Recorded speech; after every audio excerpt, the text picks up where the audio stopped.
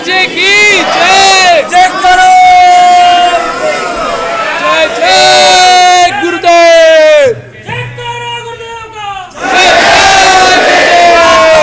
Master हो दिगंबरा। महासाहू दिगंबरा। यहाँ पे क्या धरा, वहां पे क्या धरा, यहाँ पे क्या धरा, वहां पे क्या धरा, जहाँ पे थी वहीं पे है ये दुनिया की वसुंधरा।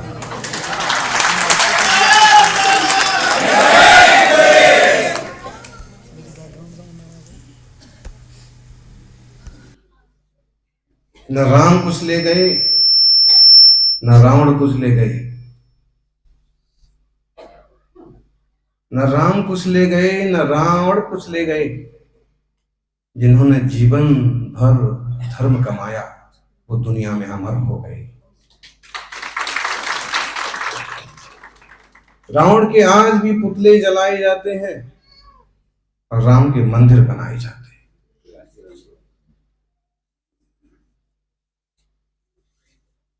आज मंदिर का प्राण प्रतिष्ठा महोत्सव है और जिन आलयों में प्रार्थना की गई कि देश का गौरव निर्विघ्न रूप से संपन्न हो, और साथ में एक प्रार्थना हमेशा से जुड़ी रहती कि जितने सारे प्राचीन तीर्थ हैं, जैन तीर्थ हैं, उनका भी उसी प्राचीन रूप में संरक्षण और संवर्धन सरकार को करना चाहिए।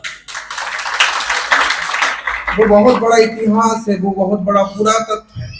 अगर उसे मिटा दिया गया और कल ढूंढने जाएंगे तो बहुत मुश्किल हो जाएगा। ये तो सौभाग्य रहा देश का कि ढांचे के नीचे कुछ चिन्ह मिल गए और मंदिर बन गया। वो चिन्ह जरूरी है। जिन श्रमण संस्कृति के चिन्हों की सुरक्षा भी जरूरी है।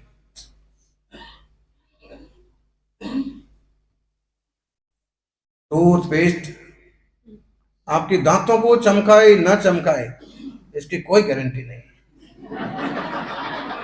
मजबूत और चमकदार दांतों के लिए, और आपके दादाजी वर्षों से घिसते रहे, दांत तो गिर गए लेकिन मंजन नहीं छोड़ा। टूथपेस्ट आपके दांतों को चमकाए ना चमकाए, क्रीम आपके चेहरे को चमकाए ना चमकाए,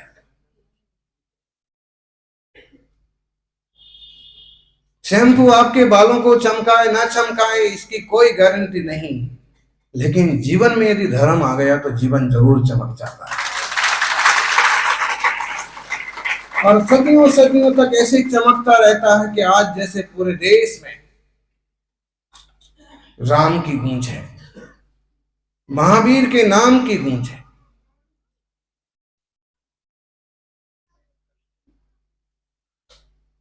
वसुंधरा की धरा पर जब पांव धरा तो अध्यक्ष जी बता रहे थे, बोले महाराज जी तीर्थंकर महावीर चौक है, ये महावीर मार्ग है, ये महावीर का जिनालय है। कुछ तो अजब गजब धर्म रहा है उनके जीवन में जो आज भी लोग उनकी पूजा करते हैं।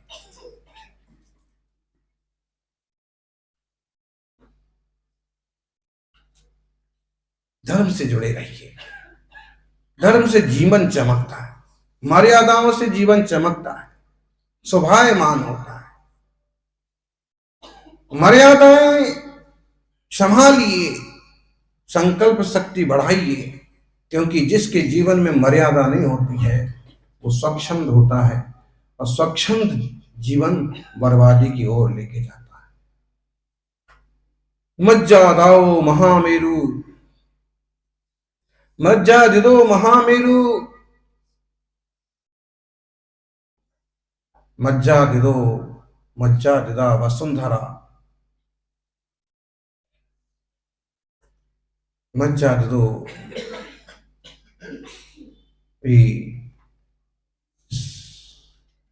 शायरो मज्जादा धरऊ सदा। सुमेरु पर्वत भी अपनी मर्यादा रखता है, 1,00,000 योजन का है तो है। वसुंधरा भी अपनी मर्यादा रखती सहनशीलता है तो है। सागर भी अपनी मर्यादा रखता है, उसकी अपनी जल की सीमाएं हैं तो हैं। और इसका मतलब है कि जो जो मर्यादा रखता है वो महान होता है।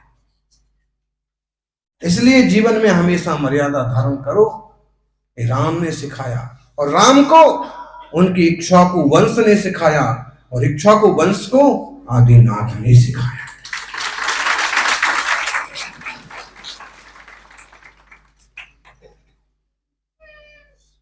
लोग श्री राम की राजकुमार और राजा की अवस्था तक ही पहुंच पाते हैं, लेकिन जैन कवियों ने, जैनाचार्यों ने हजारों साल पहले जो अपने पौंचर्यम पुराण लिखे, वो उनको उस स्तर तक ले गए जिस तप और त्याग के स्तर के बाद आत्मा परम शुद्ध होता है, जिसे सिद्ध कहते हैं भगवान।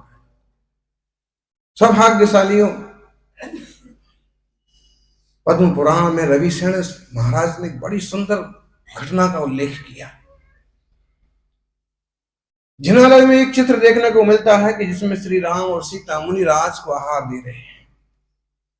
ये मुनियों की परंपरा 150 साल की परंपरा नहीं है, और केवल वस्त्र उतार करके दिगंबर होने की परंपरा नहीं है। तीर्थंकरों की तप त्याग की परंपरा है, जिसमें 5 महाव्रतों को धारण किया जाता है। पूर्ण ब्रह्मचर्य, अपरिग्रह, पूर्ण सत्य, पूर्ण अचौर्य और पूर्ण रूप से आत्म तल्लीनता वाला मार्ग है। तीर्थंकरों से चला आया। दंडक वन में एक अवसर ऐसा आया जब श्री राम और सीता ने आकाश मार्ग से आते हुए 2 चरण वृद्धि मुनिराजों का पड़गाहन किया, प्रतिग्रहण किया। और उस जंगल में भी राम सीता ने मुनिराजों की अंजलि में शुद्ध आहार जल का दान किया। जहां कोई बर्तन नहीं है, जहां कोई घर नहीं है, जहां कोई अग्नि के बड़े साधन नहीं है, जहां कोई व्यवस्थाएं नहीं, जहां पानी खोजना भी कठिन है, जहां फल लाना भी कठिन है, और जहां का वातावरण ही कठिन है, ऐसे कठिन वातावरण में भी राम सीता यदि मुनिराजों को आहार दे सकते हैं, तो आप विचार करना कि इतनी सारी सुख सुविधाओं के साथ आप क्यों नहीं मुनिराजों की सेवा कर सकते। इतने प्रमादी बन गए। सीता ने कहा कि स्वामी, आज लगता है कोई सतपात्र हमारे यहां आएंगे। राम ने कहा, सीते, इस जंगल में सतपात्र कहां से आएंगे, मुनिराज कहां से आएंगे। सीता ने कहा कि मुझे इसे लग रहा है आज हम जरूर पड़गाहन को खड़े होंगे। और आभास होता है, वसुंधरा वालों को भी आभास हो रहा था। भले वो माइक सेटिंग में देर हो गई, लेकिन आभास तो हो रहा था 4-6 दिन से कि आएंगे आएंगे आएंगे। हमारे राम हमारी अयोध्या वसुंधरा में आएंगे।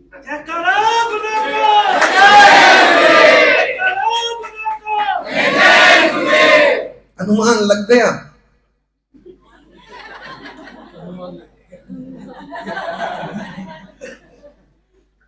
और अनुमान लग गया तो हनुमान लग गया।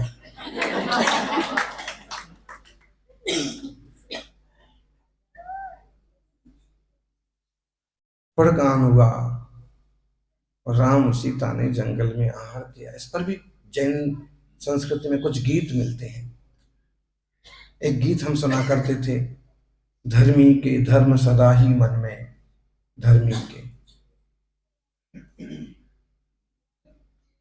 राम और सिया जाके बसे दंडक वन में, और फिर भी वहां पर 14 साल के वनवास में फिर भी वहां पर मुनिराजों को आहार देने का भाव बना। इतने गजब का प्रसंग है।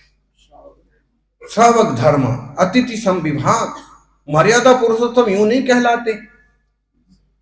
ऋषि मुनियों के प्रति जो बहुमान उनके जीवन में था, गुरुजनों के प्रति, जिन शासन के प्रति, वो मुनिराजों का दूसरा प्रसंग और देखिए आप। कुंथलगिरी तीर्थ आज भी काफी प्रसिद्ध है, जहां आचार्य श्री शांति सागर जी की समाधि बनी हुई है। और जहां अंकलिकर आचार्य आदि सागर जी की मुनि दीक्षा हुई थी, महाराष्ट्र में एक पहाड़ी पर तीर्थ है कुंथलगिरी। चाहे वही का वही हो ना हो, लेकिन इस नाम से जुड़ी हुई जो कथा है कि कुलभूषण देशभूषण मुनिराज पहाड़ पर ध्यान कर रहे हैं। राम लक्ष्मण सीता अपने वनवास के काल में वहां से गुजरते हैं। आज तो मोदी और योगी ने पहचान भी कर ली है कि कहां कहां से गुजरते हुए गए थे श्री राम वनवास के दौरान। भाई खोज करना चाहें तो हम महावीर स्वामी के पद चिन्ह भी खोज सकते हैं, खोजना चाहें तो महावीर भगवान की वाणी भी खोज सकते हैं, पार्श्वनाथ के चरण चिन्ह भी खोज सकते हैं, और ना खोजना चाहें तो गिरनार की 5वीं टॉप पर बने हुए नैनीनाथ के चरणों को भी नहीं खोज सकते। सम्मेद शिखर के चरणों को भी भुला सकते हैं। अपने अपने मठ बना करके और तीर्थंकरों के उस टोंकों को बिसरा सकते हैं। वहां कितनी गंदगी, कितनी प्लास्टिक, कितनी धूल इकट्ठी हो गई, वो हमें नजर नहीं आएगी।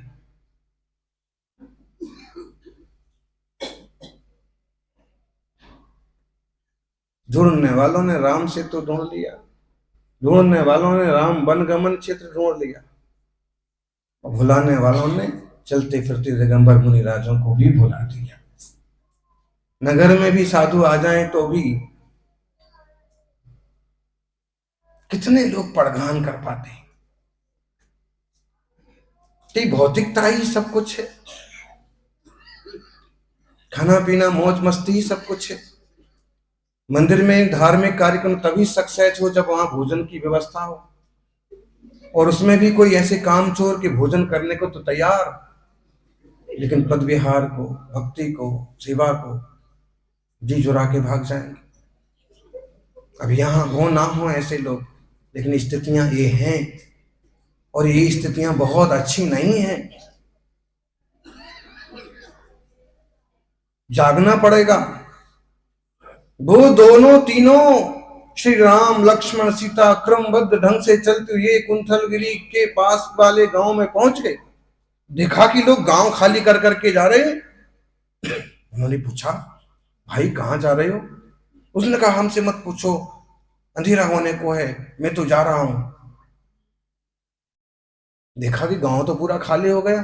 फिर देखा कि एक बुजुर्ग धीरे धीरे चले आ रहे हैं। उन्होंने कहा मुझे जाने दो, अंधेरा हो रहा है। उन्होंने कहा बात क्या है, थोड़ा तो बताइए। उन्होंने कहा कि जैसे ही अंधेरा होता है, जैसे रात होते ही इस पहाड़ी से जोर जोर की आवाज आती है, जैसे विस्फोट हो रहे हो, जैसे चट्टानें तोड़ी जा रही हो, जैसे भूत और व्यंतरों का उपद्रव हो रहा हो। सब लोग चले गए, अंधेरा होने को है। जब दिन होता है तो हम लोग यहाँ आ जाते हैं, अंधेरा होने वाला होता है तो चले जाते हैं। मैं पीछे रह गया हूं, मुझे भी जाने दो, नहीं तो पता नहीं क्या होता है पहाड़ी पर, और मुझे भी मार डालेंगे। उन्होंने कहा कि घबराओ मत, हम जाके देखेंगे। सीता जी ने कहा कि मत जाओ, पहाड़ी पर पता नहीं क्या होता है। श्री राम ने कहा कि सीता तुम ही रुको, हम जाके आते हैं। सीता वहीं रुक जाती। पत्नी धर्म क्या होता है, इस सीता के चरित्र से सीखो। जो लोग कहते हैं जय सिया राम, वो सिया जोड़ करके राम के साथ, उसका भी बहुत बड़ा मीनिंग है, और गृहस्थी के धर्म को बनाए रखने के लिए बहुत बड़ा सूत्र है कि कोई गृहस्थी में रह करके भी इतना श्रेष्ठ हो सकता है कि सदियों सदियों तक जय सिया राम कहा जा सकता है। गृहस्थी में रहकर तब त्याग करेंगे और मोक्ष पधारे, वो तो बहुत ऊंची दशा होगी।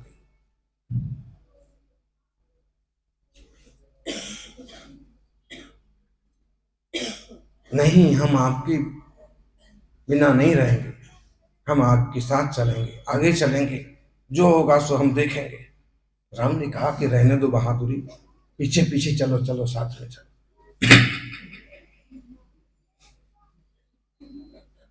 लेकिन वो रामायण देखिए, सीता कहती हैं स्वामी हम आपके आगे आगे चलेंगे, और आपके आगे आगे चलेंगे तो आपको कंकर और कांटे नहीं लगेंगे, कुचलते जाएंगे हम। एक जो आत्मीयता होती है, जो भक्ति होती है, एक जो रियल प्रेम, खाने पीने वाला प्यार नहीं, मौज मस्ती वाला प्यार नहीं, चाटा चूटी वाला प्यार नहीं, वो देखिए आप।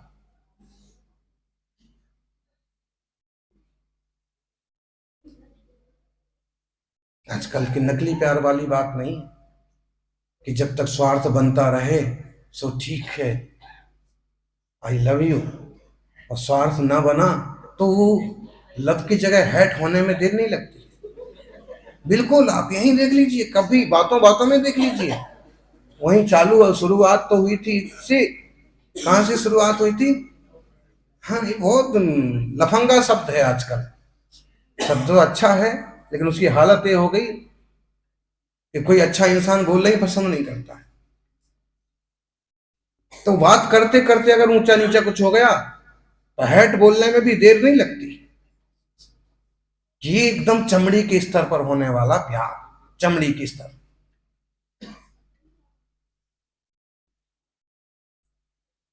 जो भी है, कह ये रहे हैं कि सीता ने कहा कि हम चलेंगे, चलो। और जब वहां पहुंचे तो देखा कि मुनिराज खड़े हैं पहाड़ पर, युगल मुनिराज खड़े हैं, और देख करके गदगद हो गए। बरसों के पद विहार में आज दिगंबर मुनियों के दर्शन हो गए। बीतरागी, कुछ हाथ कुछ पास नहीं, ध्यान में खड़े हैं। उन्होंने कहा कि फिर जब मुनि खड़े हैं तो मामला क्या है, इतनी शोर क्यों होता है यहाँ, जो जैसे नीचे सुनने को मिला। उन्होंने कहा, सीते मुनियों के चरणों में बैठो। दिगंबर मुनि परम ब्रह्म व्रत के धारी हैं। हम लोग देखते हैं कि मामला क्या है। हम लोग यहाँ झाड़ झंकाड़ के पीछे पहाड़ पर देखते हैं कि घटना कैसे घटती है। तुम यहाँ बैठो, यहाँ कोई भय नहीं है। प्रभु के चरणों में और गुरु के चरणों में कोई भय नहीं होता।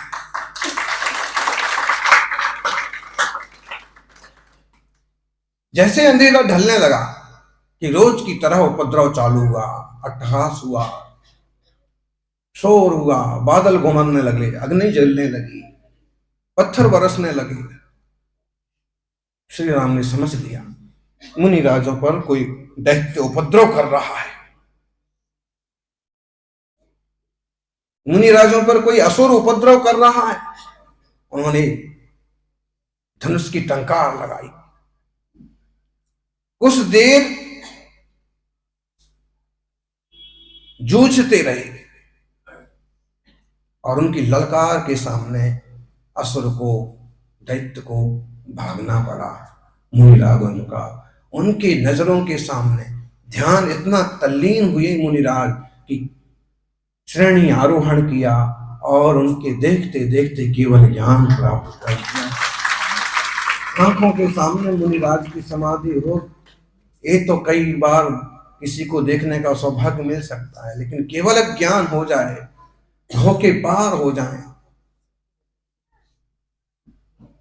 अद्भुत है ये चरित्र। जो कि सराग दशा को देख करके लोग कहते हैं कि वंदनीय नहीं है, लेकिन महापुरुषों के जीवन चरित्र में उनका वो पड़ाव भी उनसे निचले वर्ग के लोगों के लिए वंदनीय है। हम तो बड़े मीन मेक करने वाले लोगों में से हैं। हमारे यहाँ पंथवाद की कोई कमी नहीं। अभी तो हमने तरह तरह के पंथी लोग देखे हैं और बढ़ते जाएंगे। एक बात और हमको सुनने मिली, पीले कपड़े वाले और सफेद कपड़े वाले।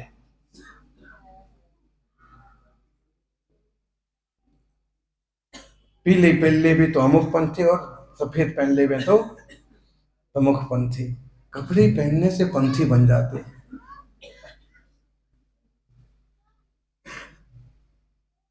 यानी पंथी नहीं बनो, मोक्ष मार्ग की पथिक बनो, उसमें आनंद है।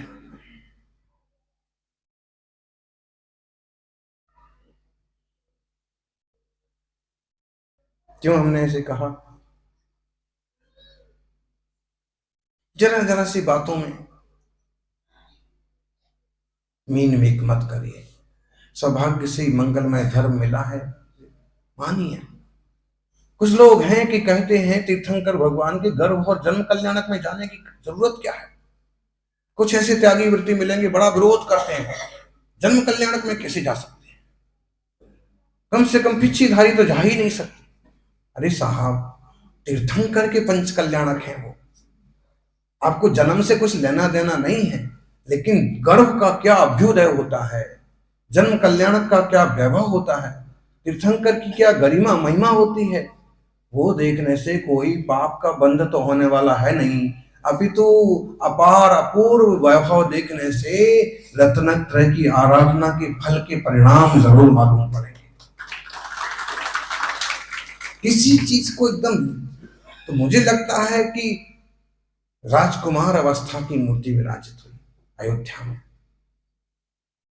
अब हम तो टोटल वीतरागता के पुजारी हैं, लेकिन ऋषभदेव भगवान की कभी राजकुमार की अवस्था भी तो रही होगी, कभी राजा की अवस्था भी रही होगी।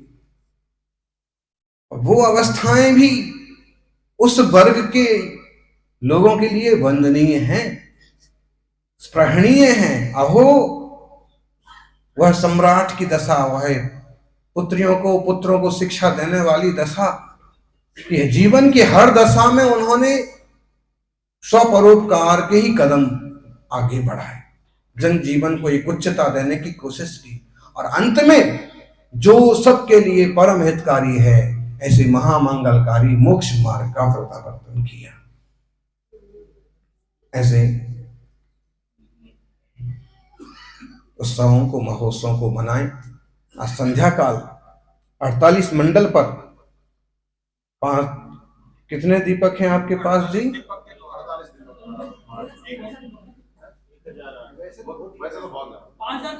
5000 दीपक हैं। तो 48 मंडल, या जैसे भी हो, हैं? हाँ, 48 मंडल हो, जैसे कल वहां किया ना प्रदीप जी, 48 मंडल, और प्रत्येक मंडल पर 48 दीपक। और चाहो तो ऐसे 48 परिवार सुन लो, और खूब भक्ति भाव से 5:45 बजे से पंच परमेष्ठी भगवंतों की आरती हो जाए, और हाथों हाथ दीपोत्सव, दीपार्चन। फिर बाद में और अतिरिक्त करना हो सजावट तो वो अपने हिसाब से उसके बाद, क्योंकि दीपार्चन जब बहुत अच्छे से संगीत गीत के साथ होगा तो लगभग 1.5 से 2 घंटे उसमें लगेंगे और पूरा आनंद आएगा। तो उसकी सावधानी आप लोग बरतें और आज इसका पूरा लाभ लें। कल प्रातः काल फिर अपन 9 बजे के लगभग फिर से धर्म चर्चा करेंगे, फिर बैठेंगे। सभी का जीवन मंगलमय हो। जय बोलिए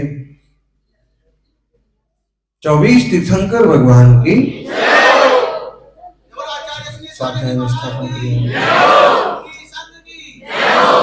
सवा 5 बजने वाले हैं। पूरा आधा घंटा, पौन घंटा आपके पास है, उसमें आप एकदम फ्री हो।